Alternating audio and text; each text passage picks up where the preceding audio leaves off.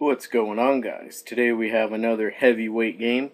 Today we have the defending champion from the last heavyweight game, SlimboySheep. In the left corner, Pride of Northern Ireland, you already know what he is, versus the return of the champion, IbanezObsession, who is in the right corner under the Alt Game 2 Alive. So let's get this game in real quick. So SlimboySheep, Pride of Northern Ireland, is going to lead with his Galvantula, as TJ is going to lead with his Amoonguss. It's a bit of a bad matchup for Sean over here, so he's going to lead, or he's not going to lead, he's going to switch from the Galvantula with the Volt switch, go to Metagross right here. Spore could be potentially incoming, but we see TJ go for the Stun Spore. Either he predicted something to be immune to this, that would be more favorable to have paralyzed than asleep, or he just doesn't have Spore because he's not a faggot and he's too real for sleep moves. So Sean's can get up his Roxy, respectable play, get some Whittle. And we see TJ here pull out the Swords Dance Escavalier. It's a big threat over here, sitting in the right-hand corner. Metagross going to go right for the Zen Headbutt, trying to do a bit of damage, maybe predicting a switch or something.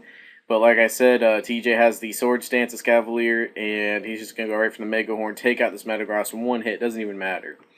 But Sean's going to reveal the Blaziken, got his trusty Uber friend over here. About to put in some work. TJ's going to reveal the Lumineon, the big threat.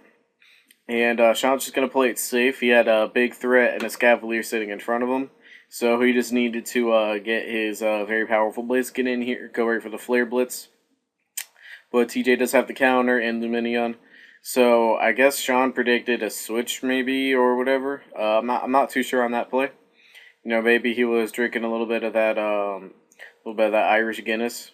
Northern Ireland. I'm not sure. I still think they get drunk over there too. But anyways, he baton passes to Galvantula for some reason. Does pass off that speed boost, which is good. Although Galvantula's already quite fast. And the Minion just tries to go for a surf there, but it's not going to do too much. As Galvantula is going to be able to lay down that sticky web. Although since TJ's Mons, at least from what we see so far, are relatively slow, so the sticky web may not matter too much, but we shall see. So Sean tries to go for the Bug Buzz right here, try and whittle down this Amoonguss, which after getting this Pedef drop, it actually looks like this plan is working. But TJ's just keeping up with the Giga Drain pressure, and with the Black Sludge recovery and recovering health from the Giga Drain, it's not going to get whittled down too much. But TJ does decide to switch out into the Hitmonlee. It could be Assault Vest or something to take this Bug Buzz pretty well, because he wants his Amoonguss to stay healthy and doesn't want it to take too much damage from this Pedef drop. But what we had here was Sean predicts the switch out and goes right for the Volt switch.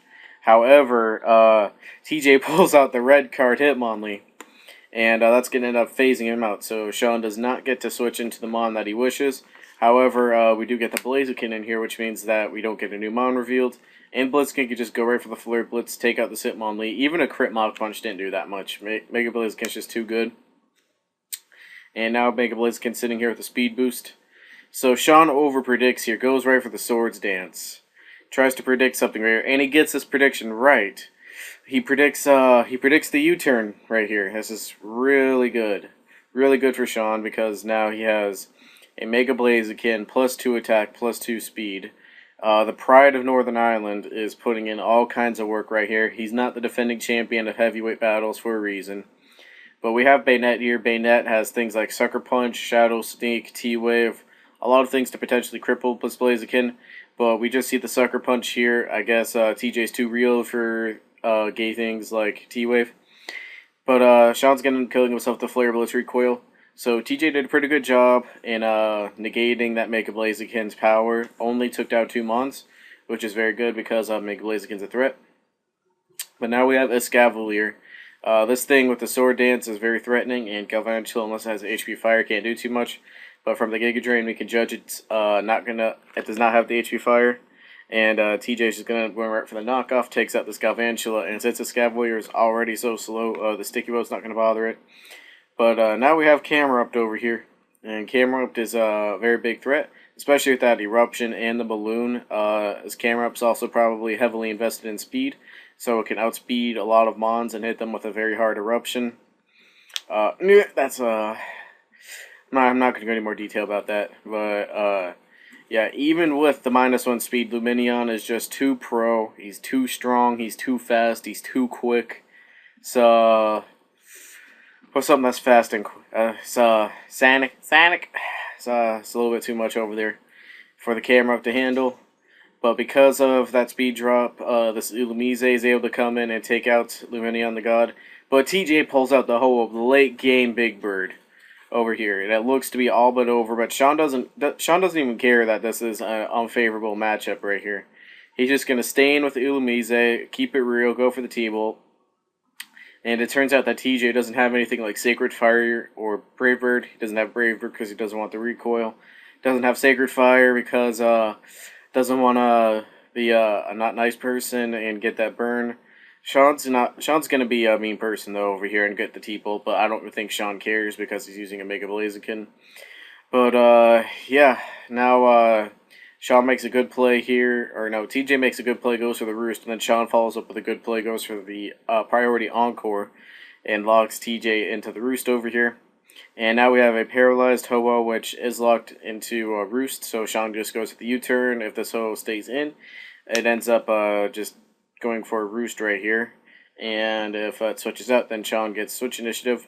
So Sean reveals to us that his last one is Conkeldurr, and this does not look favorable for this Conkeldurr. This knockoff's going to do a big amount, though, because it does packing the Life Orb, and Ho-Oh doesn't have the greatest physical defense. However, Ho is able to roost off that damage, and TJ knows that he can just stay in and roost off the recoil, which is why he just stayed in and went for the roost right here. So now Sean's going to go for the Drain Punch right here, trying to do as much damage as possible, scouting for the Brave Bird, which TJ does indeed have. Mistake my lies about earlier about him not having Brave Bird. He does indeed have the Brave Bird. I didn't know you were about that life, TJ, but I guess you are. And now Sean's last one is the Ulumize. He needs his para right here in order for the game to be won.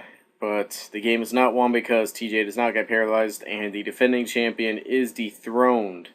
So with the second heavyweight battle going down, it's a very close one this time. Instead of the Irish Monster dominating, he instead loses this time as the game is indeed alive. This is NoName4505. Follow me on Twitter. Have a good day, y'all, and peace.